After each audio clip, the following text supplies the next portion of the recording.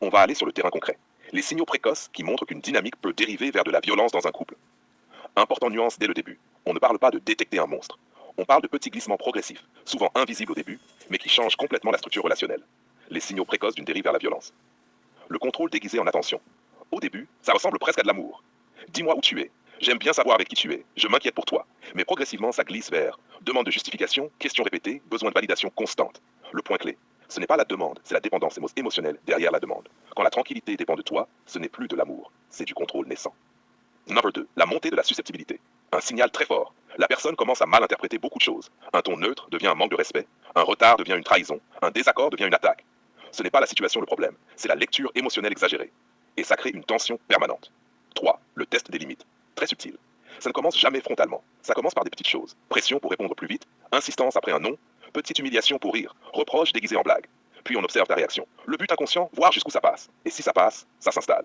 4. Le déséquilibre excuse versus justification. Un signal très important. Dans une relation saine, on s'excuse, on ajuste, on passe à autre chose. Dans une relation qui dérive, la personne se justifie énormément, retourne les situations, refuse de porter la responsabilité. Et surtout, les conflits ne se ferment jamais vraiment. Ils restent ouverts et s'accumulent. 5. Le changement de ton dans les conflits. Au début, débat, tension légère, désaccord. Puis progressivement, ton plus froid, sarcasme, mépris léger, phrase du type « t'es comme ça toi ». Le mépris est un des plus gros prédicteurs de dérive relationnelle. Parce que le mépris détruit le respect, prépare l'agressivité, désactive l'empathie. Number 6. L'isolement progressif. Ce n'est pas direct. Ça ressemble à « reste un peu avec moi, j'aime pas trop cette personne, tu changes quand t'es avec eux ». Puis, tension avec ton entourage, malaise quand tu vois d'autres gens, culpabilisation indirecte. Résultat, le centre émotionnel devient la relation uniquement. C'est là que la dépendance se construit. 7. L'instabilité émotionnelle imprévisible. Un signal très important. La personne peut être très douce un jour, très dure le lendemain. Et tu ne comprends pas toujours pourquoi.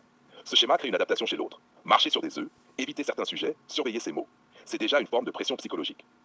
8. Le passage du je ressens au tu es responsable. Moment clé. Au début, je suis énervé. Puis glissement. Tu m'énerves, tu me fais réagir. À cause de toi, je... Là, on change de logique. C'est plus une émotion interne, c'est une culpabilisation externe. C'est une base très classique des dynamiques toxiques. 9. La montée des micro-intimidations.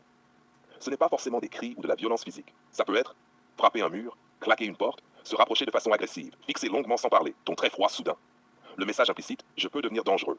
Même sans acte direct, ça conditionne la peur. 10. Le point critique, la peur commence à s'installer. C'est le marqueur ultime. Quand tu te surprends à réfléchir avant de parler, cacher certaines choses pour éviter une réaction, adapter ton comportement pour éviter un conflit. Ce n'est plus juste une relation compliquée. C'est une relation où ton système nerveux s'adapte à quelqu'un d'autre. Et ça, c'est toujours un signal rouge sérieux. Le point le plus important à comprendre. La violence dans une relation ne commence presque jamais par la violence. Elle commence par des micro-déplacements de pouvoir, des tests émotionnels, des petites pertes de liberté, une pression psychologique progressive. Et petit à petit, open quote, la relation devient un espace où l'un s'adapte et l'autre impose, close quote. Conclusion simple. Une relation saine